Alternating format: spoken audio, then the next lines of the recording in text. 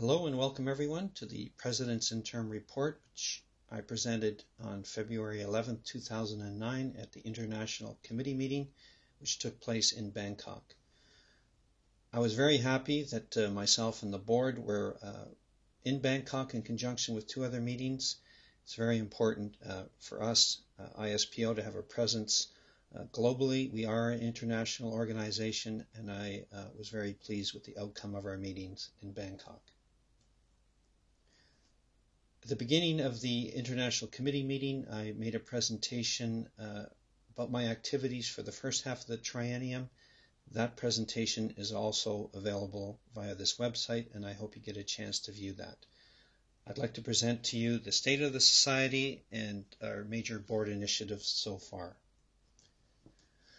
In terms of my activities for the first half of the triennium, it's been a pleasure and an honor to be the president of the Society for this triennium.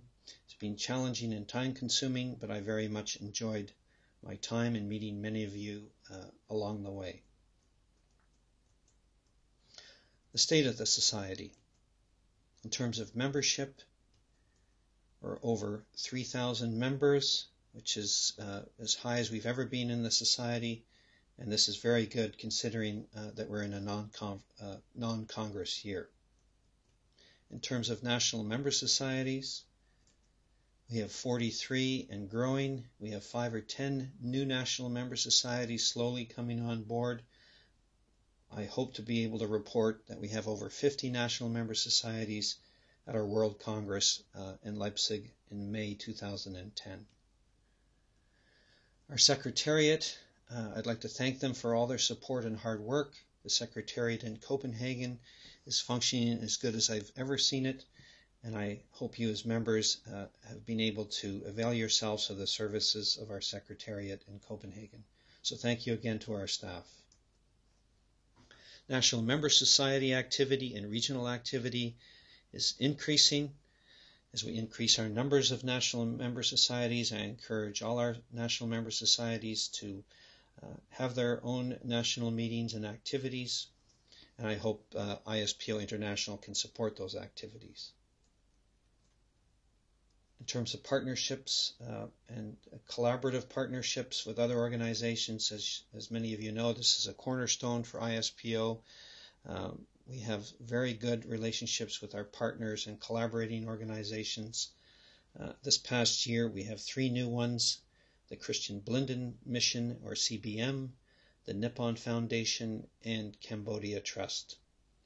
We have also had some very positive meetings with our industry partners, and I hope to report more on that in the next 6 months or so. We have many challenges ahead. To realize the potential of ISPO will take much more than a volunteer effort. And I hope that myself and the board can come back to you on how we plan to meet some of the challenges ahead. In terms of board initiatives and priorities, I'd like to present these to you, starting with number 1, which is transparency, which is a theme for our board that we'd like to see across all our activities and processes. I hope that we continue to make strides in this area as we come to the end of the triennium, and we hope you as members notice the changes that we are trying to make. One of the major initiatives in this triennium so far is constitutional reform. The constitutional proposed amendments and changes were presented at the international meeting by Rajiv Hanspal, who is part of the Nominations and Protocol Committee. I'd like to thank this committee for all their hard work. As we move to the end of this triennium, it would be very critical for ISPO to move forward with this constitutional change, and I hope, and our board hopes, that this becomes a reality at the end of the triennium as we move to our World Congress in Leipzig. Financial accountability is one of the things I mentioned in my opening speech in Vancouver. I'm happy to report that we've made some major changes and inroads into our board meeting costs and our running of board activities. We've made some major cuts in expenses in that area, and I'd like to thank Mats Harbo and Niels Peterson for all their hard work on the financial side. One of the challenges, though, that we have ahead is on the revenue generation side and fundraising side. I hope we can make some inroads in this area in the next year, year and a half. In terms of board and committee meetings, we are now meeting on a monthly basis over the internet. We meet on the first Sunday of every month, and these occur between the live meetings that occur every 6 months. Our committees within ISPO are also using this internet-based platform to meet more frequently and move the agenda forward within ISPO. In terms of communications and publicity, many of you may have noticed our Executive Board newsletter, which appears via our website. It first came out in April 2008 and normally comes out every 3 months. You should be seeing a new edition appear on our website anytime soon. I'd like to thank Margaret Hodge for all her hard work in terms of the Executive Board newsletter and making that a reality. Coming through to the end of the triennium, you should see some major changes in terms of our website and services available via our website. Personally speaking, I hope that we see more and more educational material be available via our website, in terms of presentations being available from conferences and courses that we have been involved in. We had an important strategic planning seminar meeting back in April 2008 in El Salvador. We had 18 participants involved who were selected by a subcommittee. Out of that meeting came a 5-year plan in terms of ISPO goals and objectives. And within the next 6 months, we should have more to report on where we are with those goals and objectives. And I think that whole process was very important for the future of ISPO.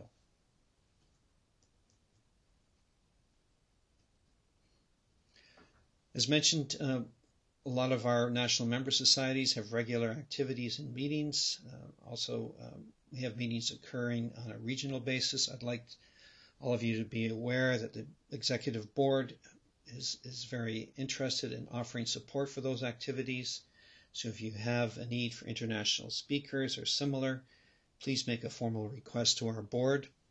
I just ask that, if possible, that you make those requests a year in advance of your meeting, just to help our own financial planning. We have been looking at the possibility of using association management companies and their professional expertise to help us with some of our goals and objectives. We've been involved in looking at and interviewing some of these professional management companies to help us in areas such as fundraising, website development, marketing, branding, and so on. I think this will be a very important strategy in looking at achieving our goals and objectives ahead.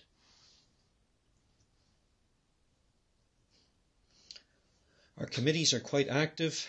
They made formal reports at the International Committee Meeting on February 11th. I won't go into the details of those committee reports. They should be available via our website soon.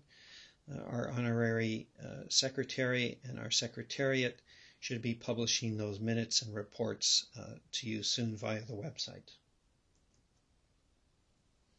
Closing, I'd like to thank all of you for your support. I very much appreciate it, and meeting all of you along the way.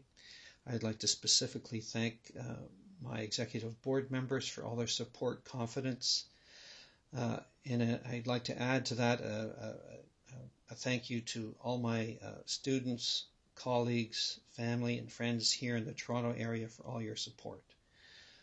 For any of you who would like to correspond with me about this presentation, if you have any questions or comments, please email me at dan@ispoint.org. The email address is there on the slide.